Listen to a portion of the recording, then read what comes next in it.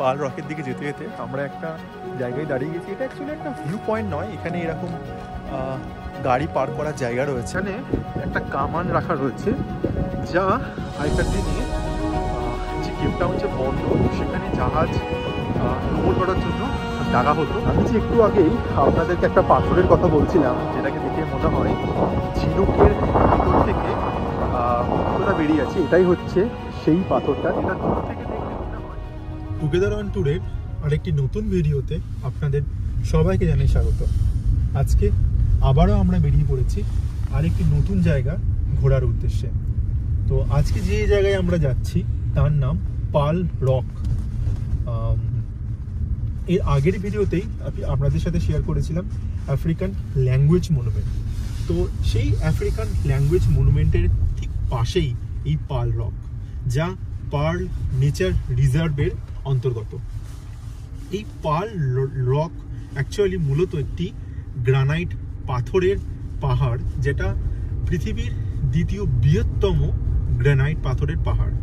তো এই পাল রকে যাওয়ার অনেক রাস্তাই আছে। এখানে অনেকে ট্রেকিং করে, ট্রেকিং করেও এখানে ওঠা যায়। তারপর এরকম যে রাস্তা দিয়ে আমরা এখন যাচ্ছি, এরকম কাঁচা মাটির রাস্তা এখানে করা রয়েছে।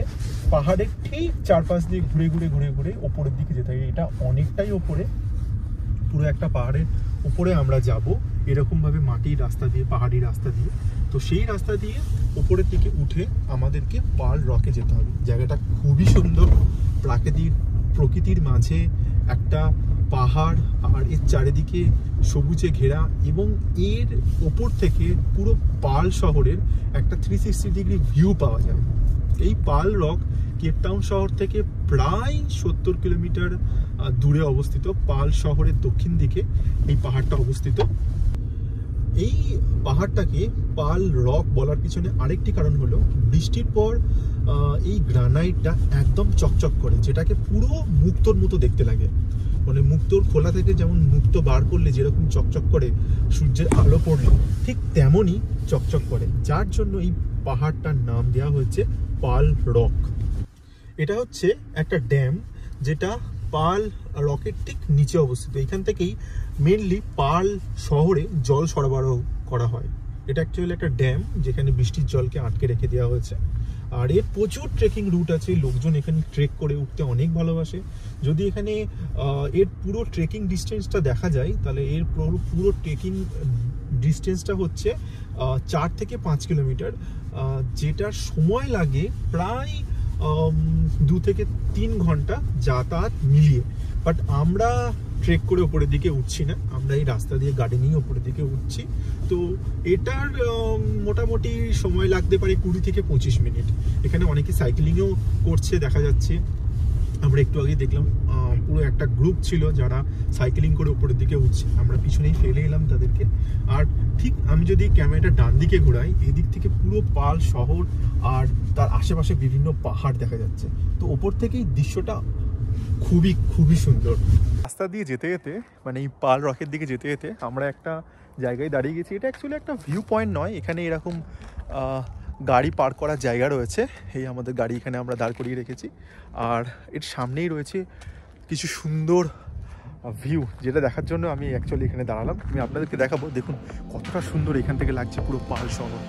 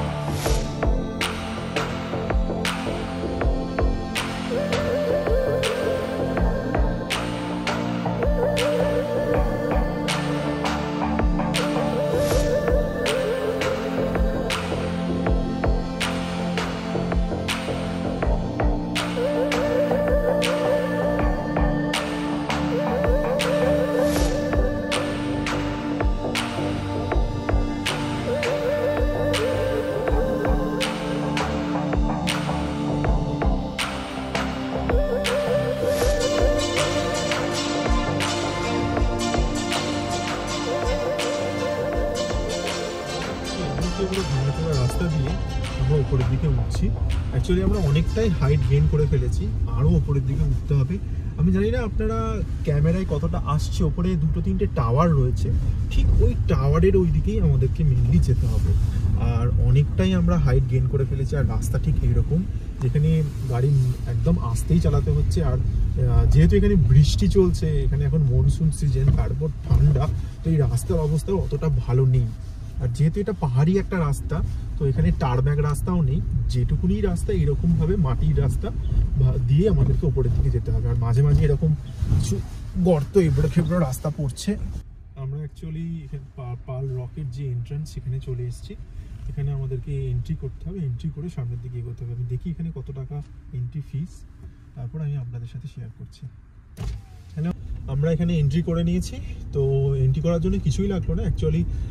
ভেহিকেল মানে গাড়ির জন্য 32 র‍্যান্ড এবং পার পারসন 32 র‍্যান্ড, মোট আমাদের 96 র‍্যান্ড এখানে দিতে হলো, পে করতে হলো। তারপর আমরা সামনের দিকে এখন যাচ্ছি। তো সামনেই দেখা যাচ্ছে এটাই পাল রক। তো শুধু এখানেই পাল রক নেই, এখানে অনেক রুট রয়েছে, অনেক ট্রেকিং রুট রয়েছে, যেখানে মানুষজন এই পাহাড়ে ট্রেক করতে ভালোবাসে, তারা এখানে আসে। তো সেই সব রুট নিয়ে পরে কোনো একদিন ভিডিও করব। আমরা এখানে আবারও আসবো এইসব ট্রেকিং রুটগুলো করার জন্য, কেন আমাদের দুজনেরই ট্রেক করতে খুবই ভালো লাগে। এর আগেও আমরা লায়ন্স হেড ট্রেক করেছি, তখন আমি ভিডিও অ্যাকচুয়ালি বানাতাম না, তো তার কোনো ভিডিও নেই। এছাড়াও টেবিল মাউন্টেনে একটা ছোট ট্রেক আমরা করেছি, তো সেই সবের কোনো ভিডিও নেই। তো আমরা আবারও আসবো এখানে কোনো একদিন এই রুটে ট্রেক করতে। এখানে অনেক ট্রেকিং রুট রয়েছে।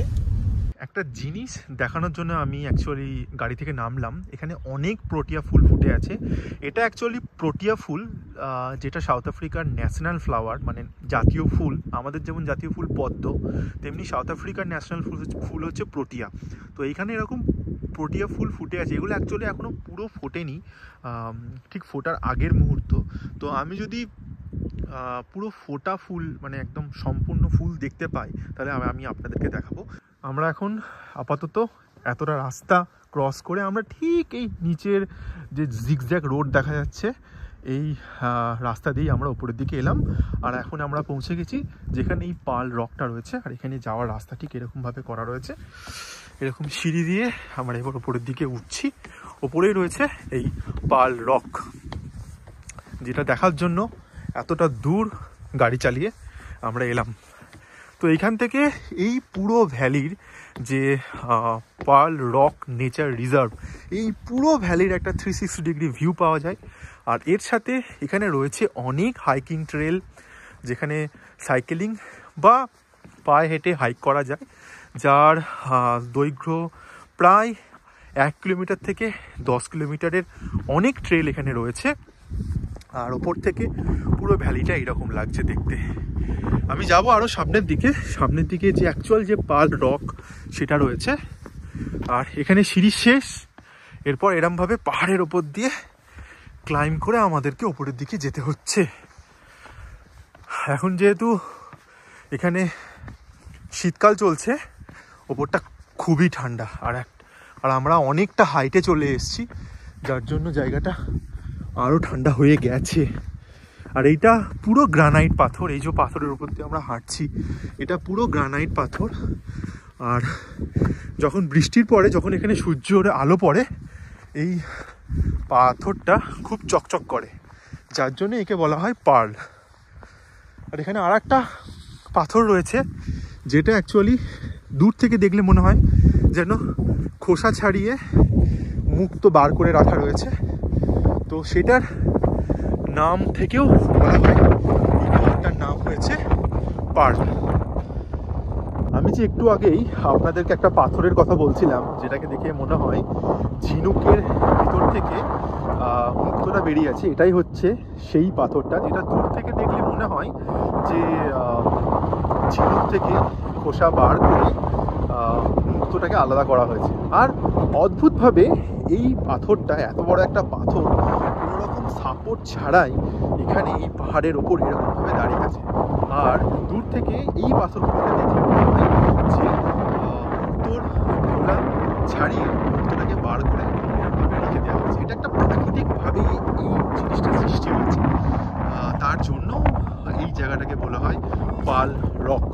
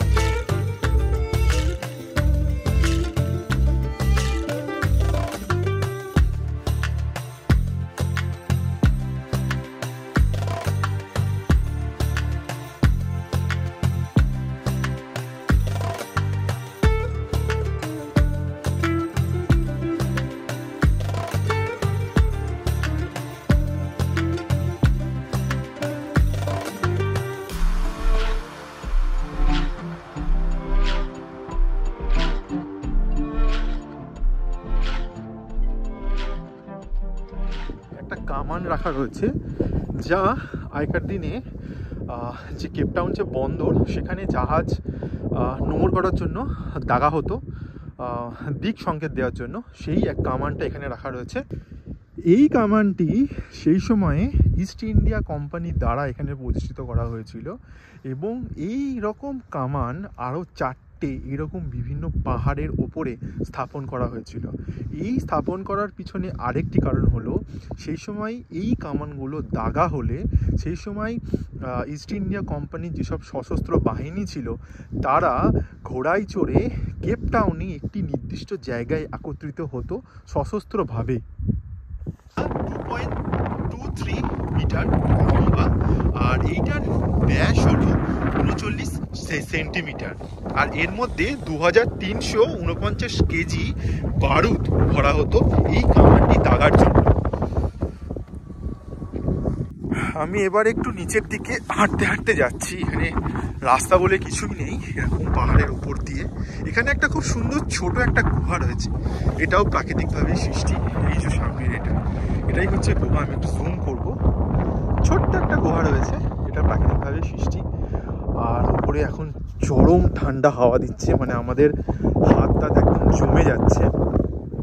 অনেকটা উপরেই রয়েছি, আর তার উপর টেম্পারেচার হঠাৎ করে এখন ডাউন হয়ে গেছে। আর এই হচ্ছে সামনের গুহাটা, যেটার কথা আমি বলছিলাম। প্রকৃতির কোলে নিজেকে খুঁজে পাওয়ার একটা উপযুক্ত জায়গা হলো এই পাল রক। এখানে না আছে শহরের ব্যস্ত পরিবেশ, না আছে কোলাহল, না আছে ব্যস্ত জীবন। এখানে প্রকৃতি নিজেকে নিজের রূপে ফুটিয়ে তুলেছে। আর এই শান্ত প্রকৃতির মাঝে বসে থাকলেই পুরোটা দিন কাটিয়ে দেওয়া যায়। বাট সেটা তো হবে না, আমাদেরকে আমাদের কাজেও ফিরতে হবে, আমাদের বাড়িতেও ফিরতে হবে। বাট এই জায়গাতে এলে সত্যিই মনটা কোথাও শান্ত হয়ে যায়। আর দূরেই দেখা যাচ্ছে পাহাড়ের সারি, তার সাথেই মাঝে মাঝে আলো আঁধারির খেলা। এই মেঘের মাঝখান দিয়ে সূর্যের আলো নিচে পড়ছে, আর এই জায়গা থেকে এই সৌন্দর্যটা দেখতে এত সুন্দর লাগছে, যা হয়তো আমি নিজের ভাষায় প্রকাশ করতে পারবো না, বা আমার এই ভিডিওর মাধ্যমে আপনাদের সাথে শেয়ার করতে পারবো না। এই জায়গায় না এলে সত্যিই বোঝা যায় না যে প্রকৃতি মা নিজেকে কত রূপে, কত জায়গায় নিজেকে সাজিয়ে তুলেছে। সত্যি এটা অনেক সুন্দর একটা জায়গা, যেখানে নিজেকে প্রকৃতির মাঝে ফিরে পাওয়া যায়। আস্তে আস্তে এখানকার টেম্পারেচার অনেকটাই কমে আসছে। এখন এখানকার টেম্পারেচার প্রায় 5 থেকে 6 ডিগ্রির কাছাকাছি। খুবই ঠান্ডা লাগছে। এবার আমরা আস্তে আস্তে নিচের দিকে যাব, কারণ এখানকার টেম্পারেচার খারাপ হয়ে আসছে, মানে অনেকটাই কমে আসছে। আর প্রচণ্ড ঠান্ডা লাগছে, হাত ফাত পুরো আমাদের ফ্রিজ হয়ে যাচ্ছে। তো আর লোকজনও তেমন এখানে বিশেষ কেউ নেই, সবাই নিচের দিকে নেমে গেছে, কারণ ওয়েদার আস্তে আস্তে খারাপ হচ্ছে। আকাশে অনেক মেঘ চলে এসছে, আর এখানে যদি একবার বৃষ্টি হয়ে যায় তো নিচের দিকে নামতে গেলে আমাদের অনেকটাই প্রবলেম হবে। তো এবার আমরা নিচের দিকে নেমে যাবো। নিচে নেমে আমরা 1 কাপ কফিতে চুমুক দিয়ে বাড়ির পথ ধরবো। আর এখানে কফি শপ বা রেস্তোরাঁ তেমন কিছুই নেই, আমাদেরকে একদম নিচে পাল শহরে যেতে হবে। অনেকটাই রাস্তা, প্রায় 1 ঘন্টার ওপর এই পাহাড়ি রাস্তা ধরে আমাদেরকে নিচের দিকে নামতে হবে। তো ভিডিওটা আর বেশি দূর বাড়াবো না, আর বেশি বড় করব না, ভিডিওটা এখানেই শেষ করব। এই ছিল আমাদের পাল রক ভ্রমণের গল্প। ভিডিওটা আপনাদের কেমন লাগলো প্লিজ আমাকে কমেন্টে জানাবেন, আর ভিডিও যদি ভালো লেগে থাকে ভিডিওটাকে একটা লাইক করবেন এবং আমার চ্যানেলটিকে সাবস্ক্রাইব করতে ভুলবেন না। তো আবারও ফিরে আসবো অন্য কোনো নতুন গল্প নিয়ে, অন্য কোনো নতুন মুহূর্তকে প্রেমবন্দি করে। ততক্ষণ অবধি ভালো থাকবেন, সুস্থ থাকবেন, আবার দেখা হবে।